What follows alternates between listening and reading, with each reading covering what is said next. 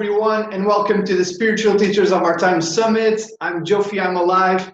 Today, I'm delighted to be speaking with my friend Aaron. Aaron, welcome to the summit. Hey man, thanks for having me. It's my pleasure. No, thank you so much for being here with us.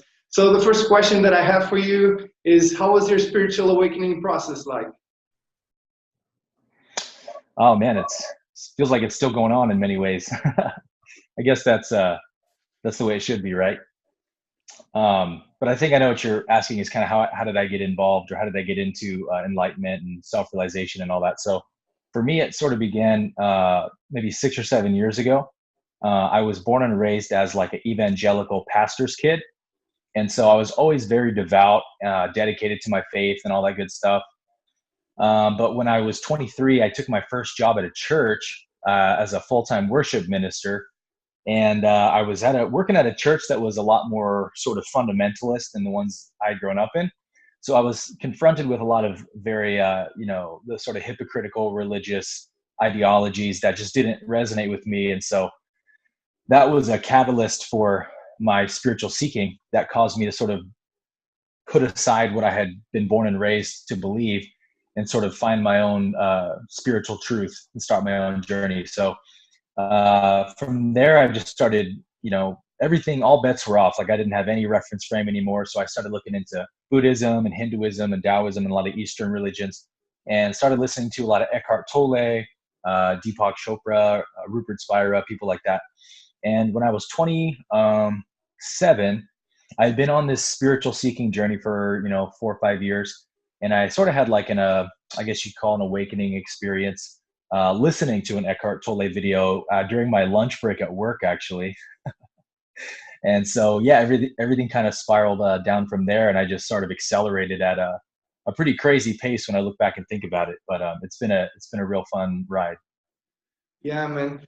Eckhart Tolle was such a big help for me also. Like I remember when I was on my journey, like reading him, and it's just like he would get me into the zone and really to the present moment. He also helped me a lot with like talking about the pain bodies, because at the time I was feeling like depressed. I was overthinking a lot, and it just really helped me to, not to feel connected to those thoughts, into that pain, and to be able to let those go. Yep. Likewise.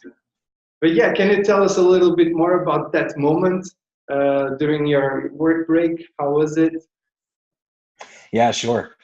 It's kind of tough to describe, or at least to do justice to, but so it was a video where Eckhart was sort of being funny, and he was sort of mocking the voice of the ego in the mind. And I was also, like you said, going through this long period of depression. I'd come out of this super messy relationship. I didn't know who I was anymore, what I believed in, and I just felt really lost. And so I was spending my work breaks up on this balcony, listening to Eckhart Tolle outside. And this was probably like the second or third month of like every day in a row at work doing this. I could just sort of feel myself getting more free. So I just kept going back every day at lunch and listening to different clips and stuff. And so in this clip, he would say, silly things that the mind says to us, and then the audience would laugh and he would chuckle. And so I was sort of laughing along with him. And, he would say something like, if people would only treat me better, then I would truly be happy, Yeah. And then he would laugh and everybody would laugh. And I started laughing, and it was like maybe the fourth or fifth one he said. And all of a sudden, like I just had one of those moments of seeing, of recognition, that I was literally listening to my own voice in my head talk. Like I resonated with it so profoundly, and it sort of shocked me. And I went from laughing to crying like instantly, but it was tears of joy, because the realization was so powerful that it sort of felt like, the way I describe it is, I walked into the room, like a dark room that I believed all along was me in that room, right? And then somebody flipped the light switch on, and it was just a bunch of empty machinery running by itself. And I was like, my jaw was just dropped. Like, I can't believe there's nobody there. It really is just a program. It's one thing to know it, but it's a totally different thing to experience it in your heart. And you can't really unsee a recognition like that. And so I came down from work back to my clients. I'm a personal trainer at Google. And I like to call it being blissed out. I was just totally blissed out for like 2 weeks. Like I couldn't think a single thought. I was just in this perpetual silence of mind. And it was the most beautiful 2 weeks of my life.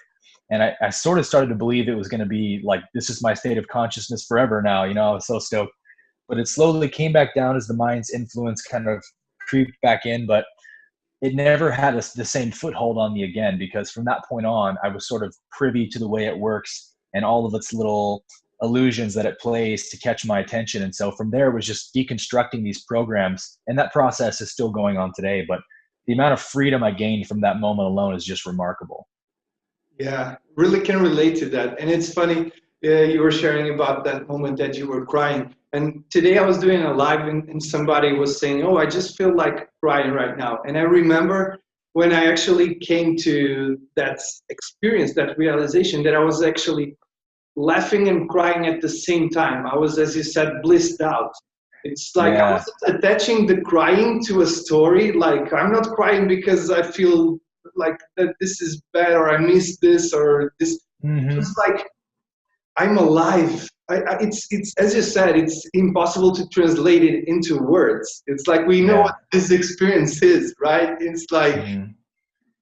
so yeah. And I remember like I was playing like hardcore punk before and stuff, and then like suddenly when I was having a similar experience as you were describing, at the moment in my life where I really reconnected to this deeper experience of being here in life and feeling life and like like feeling that bliss inside of me. I remember one of the first songs I wrote, I was like, it's like laughing and crying at the same time. It's like, wow. Totally. Yeah. So yeah. The So joy of being. yeah, exactly. Just beingness. It's beautiful. It's so good. And Yeah. we always have this knock, like this need to feel that. It was always there, Mm-hmm. but we couldn't hear it. Yep. We're just processing the information from here. So yeah, you were saying Absolutely. that you started looking into Hinduism, Buddhism, Taoism. But yeah, can you share like what was like some practice or something that you did also after that really that had a big impact on you? Yeah, definitely. For me, it was getting very fascinated with the science of the mind and how the mind sort of steals energy from us and keeps us entangled in its patterns and its programs. So a lot of that was from Buddhism, but later it was more heavily in the Hinduism, Advaita, Vedanta, and most specifically, it was I don't know if you're familiar with an Indian sage named Ramana Maharshi. No, I'm not. Okay, so he's a very famous Indian sage who sort of developed a practice of cultivating awareness around your thoughts that he called self-inquiry. And so self-inquiry is basically trying to get to the root of what the source of the thought is, or who the thinker of the thought is, and not just letting thoughts kind of run amok in your consciousness, but if there's something that's appearing that doesn't resonate with you, that's causing suffering in some way, then to take that thought captive and to start investigating it. And so the analogy I like to use is to imagine if you're walking down a dark path at night and you see a snake laying up on the road ahead, and you're frozen in fear of this snake. Well, if the snake actually was just a stick in the dark, but you can't really tell because it's so dark, how would you ever know that it was just a stick? And the answer is you would have to approach it and investigate it, right? And so Wow. that's the same thing we have to do with our thoughts, right? Is to see their unreality, to approach them and see the illusory nature of thoughts and feelings, that they're actually meaningless in and of themselves, but because we are so heavily conditioned, we just continue to unconsciously assign them significance and allow them to have all this real estate in our minds. And so it's kind of about winning yourself back step by step, thought by thought, moment by moment.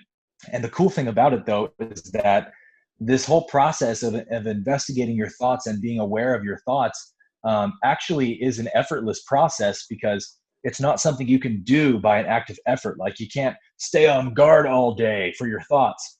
It's just a matter of your desire for freedom.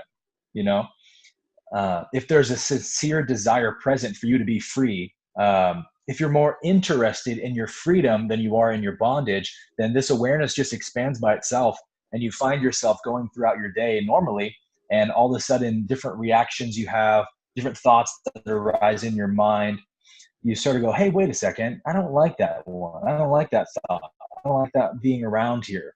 And so you immediately are able to disconnect from it, right? Because when you're observing a thought, you've now created a subject object split.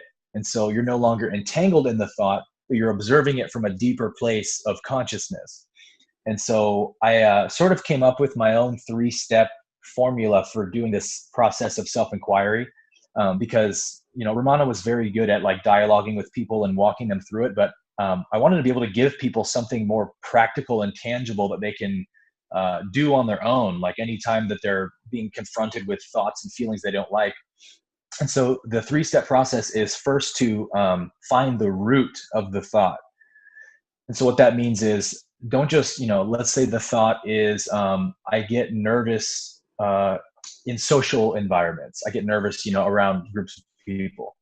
Well, that's just the thought you're believing in, but what's the root that's causing that thought? And so the root would be something along the lines of, I'm insecure about who I am, or I don't love myself, or something along those lines. So only you can really know what the root is, right? Nobody else can tell you, but we can sort of point you in that direction. So identify what the root is that's causing the thought. And then the second thing is find the thinker of the thought. So that sounds like a sort of obvious thing to say, well, I'm the thinker of the thought. But when you really check in with the experience, when you stay as close to your actual experience as you can, you will realize that there is no chooser of thoughts. There is no entity consciously selecting what thoughts appear. It's all an automatic program that is being triggered by stimulus, right? It's a complete product of your conditioning. What you are is you are the intention, right? So let's say like I have an intention to go make a sandwich. So I just have that intention. It's a wordless, causeless thing, just arises in my consciousness. And then my body gets up and goes to the kitchen and makes the sandwich. I don't have to go left leg up, right leg move, left leg go, open the fridge, grab the meat, open the door, right? I don't do that.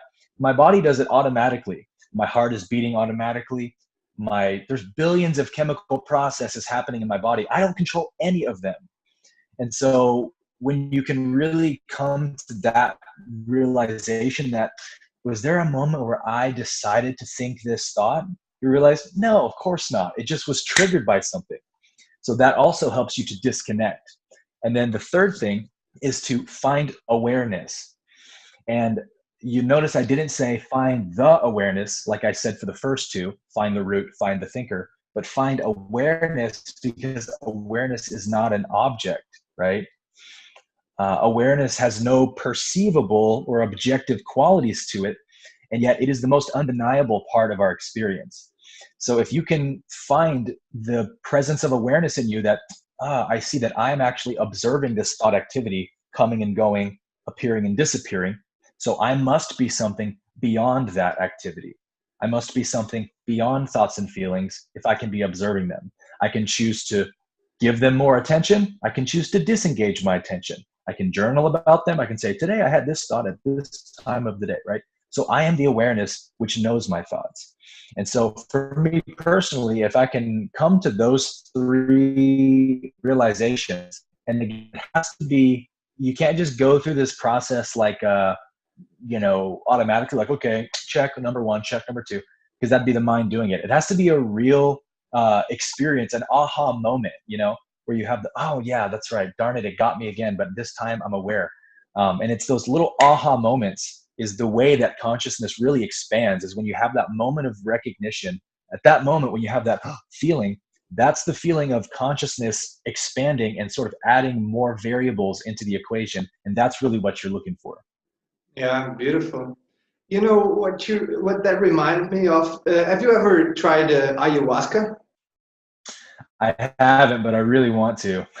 Yeah, because like I loved it how you said about like looking into those thoughts that sometimes we are afraid of them, and that kind of stuff. The snake, and Yep. when you're on this experience of ayahuasca, it's like it's scary. There's a process that is like all those little things that you try not to think about them, they Uh-huh. are coming at you, you know. Yep. First, the first thing is like they try to control. So it's like, no, I'm gonna think positive thoughts instead of Uh-huh. looking at this snake, you know.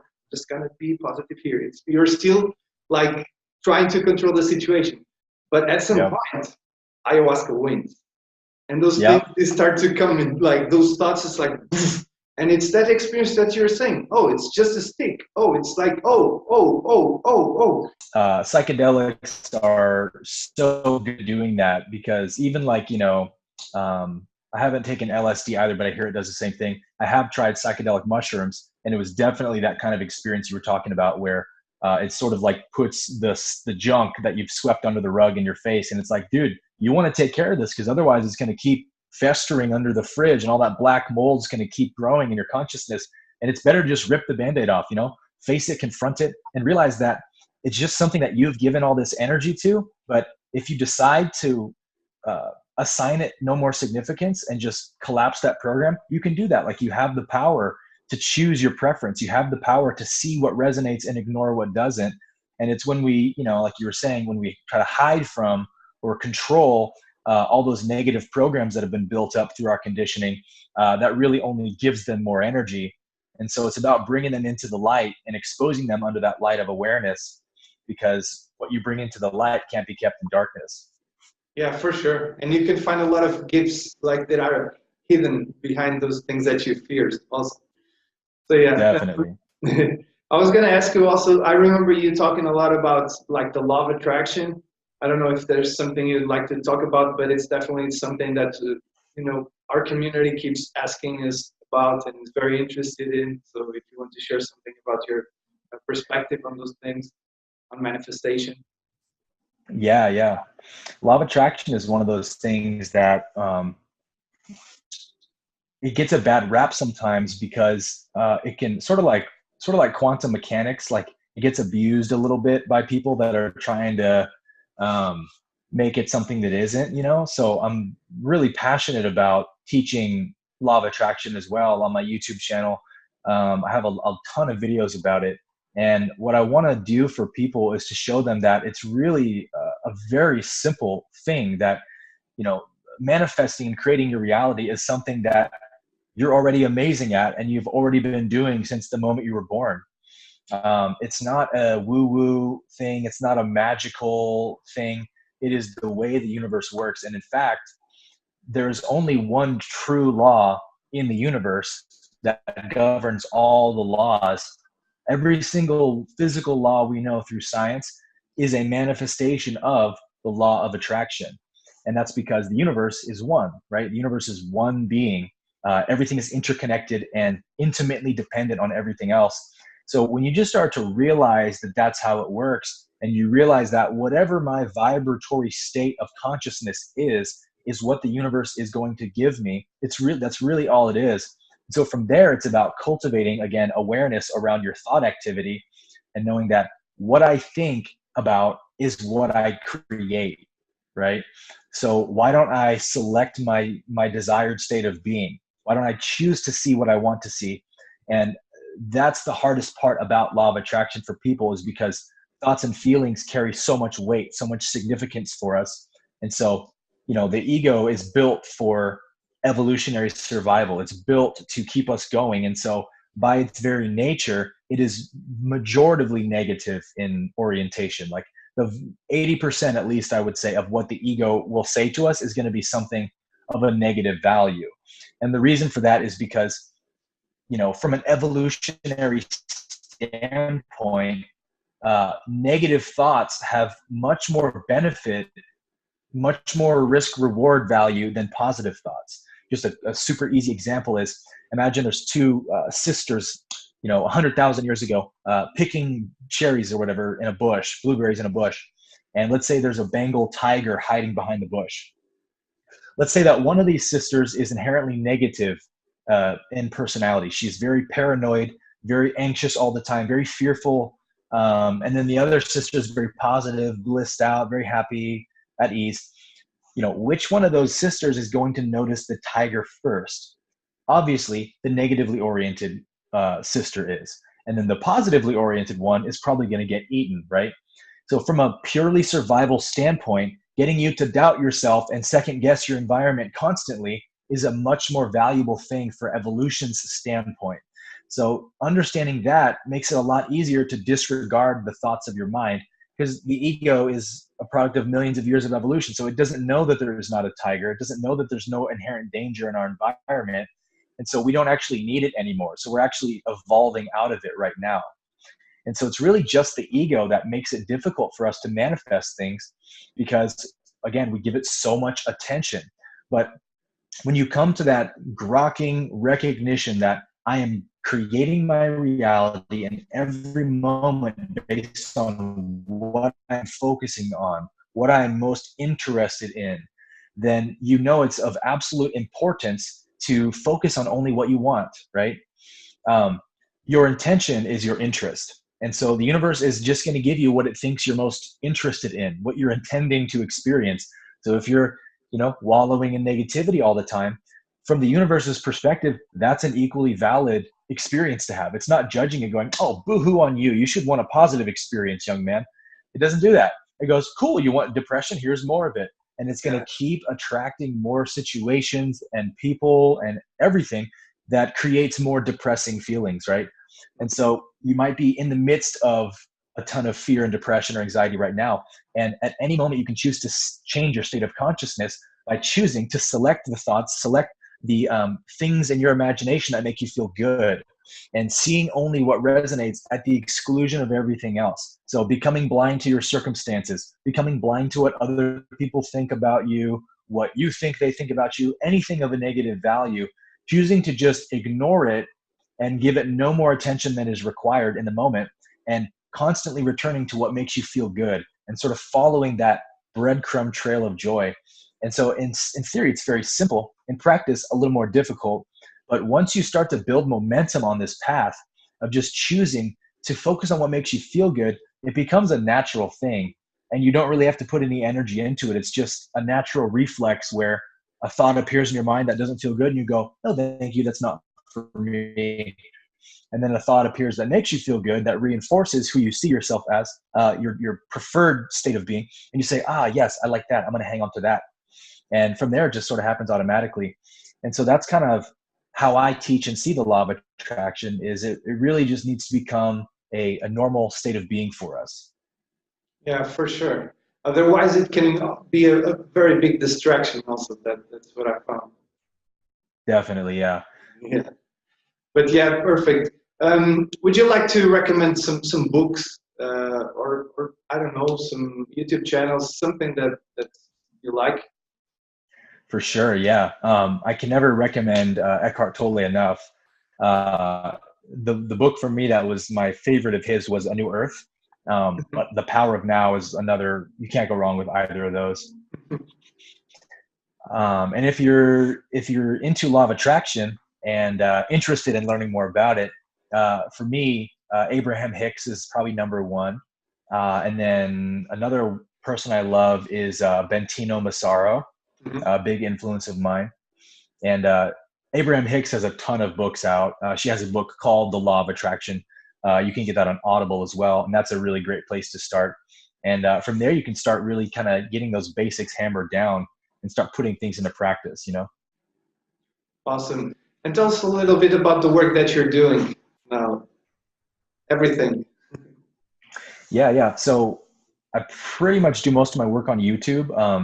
I was doing a lot of posting on Instagram up until 3 or 4 months ago, when they kind of like scuttled their platform with the new algorithm. Yeah. So I kind of I wasn't seeing any real benefit from Instagram anymore in terms of my engagement. So I'm pretty much on YouTube only now. And I post, 1 to 2 videos a week. My YouTube channel is youtube.com/Christ Consciousness, all one word. And I have a couple of whole playlists worth of law of attraction videos. I have a playlist of the science of the mind, astral projection, meditation, all kinds of cool stuff. So you can check it all out there. Yeah, Christ consciousness. That's the real thing. It's cool because you're connected to the religion that was supposed to be teaching that but not the real embodiment of that truth, right? And now that's Yeah. what you're doing with your channel, yeah. Yeah, it was cool to kind of come full circle with Jesus, because I grew up Christian and everything, and I always knew Jesus was the thing. Like he got it, whatever it is. But I Yeah. didn't really understand most of what he taught as a Christian, like most Christians don't. And so it really wasn't until I got into Eastern mysticism, Eastern spirituality, Buddhism and stuff, just opened Jesus up to me in a whole new way. And I all of a sudden completely understood so many of the things that I grew up learning that didn't make sense to me. So I really became even more passionate about Jesus after I left Christianity. Mhm. Awesome. Any other practice that you would like to share, like some specific kind of, I don't know, meditation movements? You're a personal trainer, so maybe do you know about any active meditation or anything like that? Also. That's a good question. I feel like I meditate just all the time, no matter what I'm doing. I like to take hikes for sure, because nature really brings that stillness out in us. But for me, it's, meditation is absolutely essential. It's not that I feel like I need to do it or I'm dependent on it. It's just that I crave it and I want to do it because I've seen the benefits it's given me. And so, I haven't missed a day for at least a year now. Minimum of 30 minutes, sometimes 90 minutes, 2 hours. And for me, it's very simple. I just sort of sit in silence, whether I'm listening to music, like a meditation music or binaural beats or whatever. And I like to have like the sound of water Hmm. or rain or something like that.